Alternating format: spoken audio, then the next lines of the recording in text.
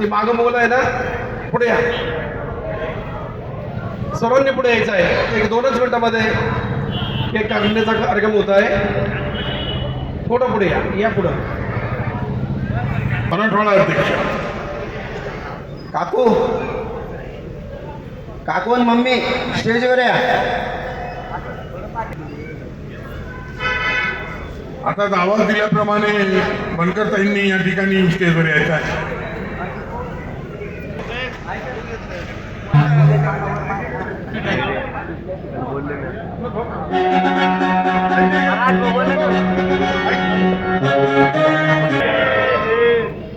आज आपल्या सर्वांचा लाडका राजदादा यांचा आज वाढदिवस आहे.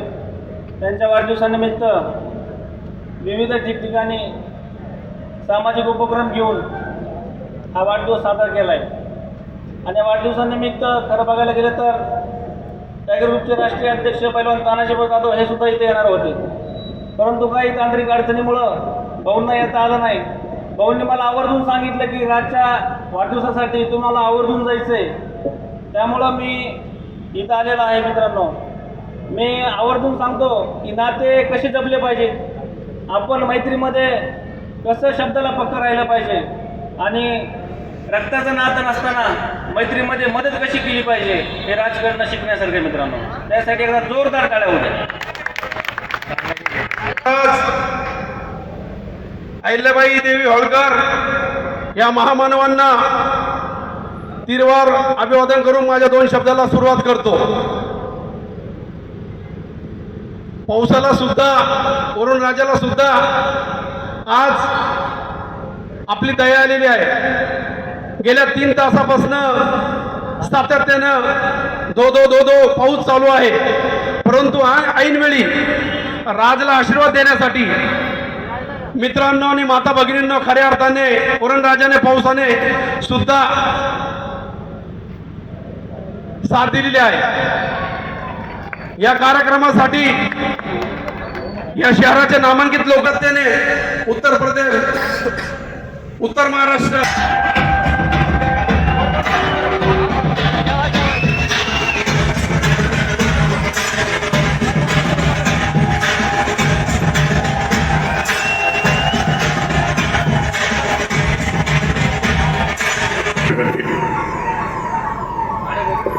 हेलो नवाज वो गाडी निकललो वासे फॉर्च्युनर कर. जगाला शांतीचा संदेश देणारे तथागत भगवान गौतम बुद्ध, रयतेचे राजे छत्रपती शिवाजी महाराज, सर्व महापुरुषांना अभिवादन करून मी माझ्या 2 शब्दांना सुरुवात करतो.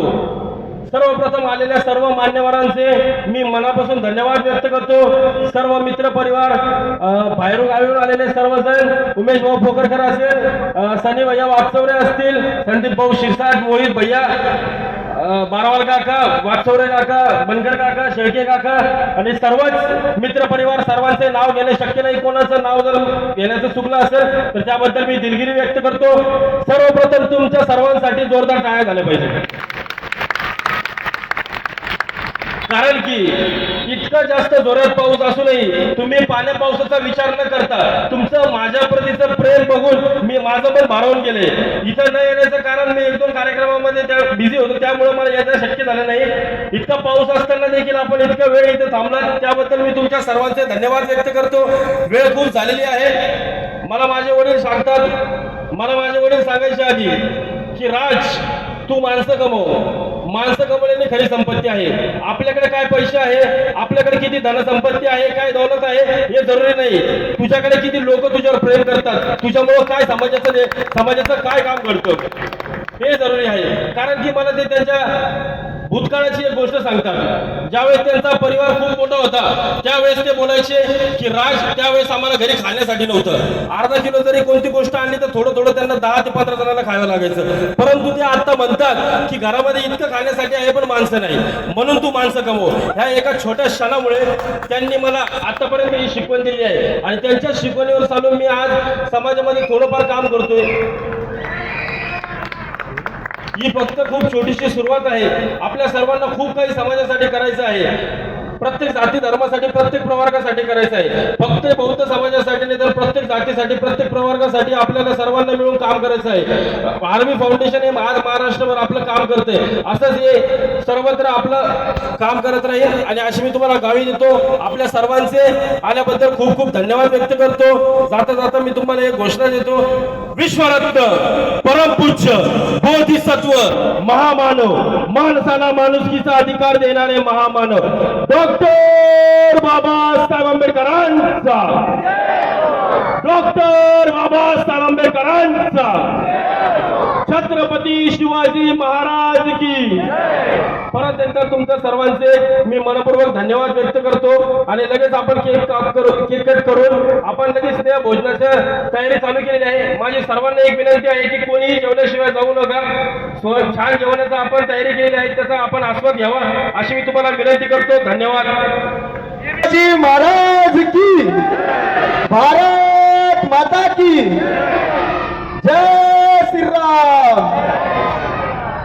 जय भीम. पहिले तर तुम्हाला सगळ्यांना थँक्यू सो मच की आमच्या राजदादाला मी पण एक छोटीशी स्टोरी टाकली ती राजदादासाठी की बर्थडेला जेवढे पण गोल्डन गाईज तर्फे आले त्यांना थँक्यू सो मच. राजदादा असा वेळ होता रात्री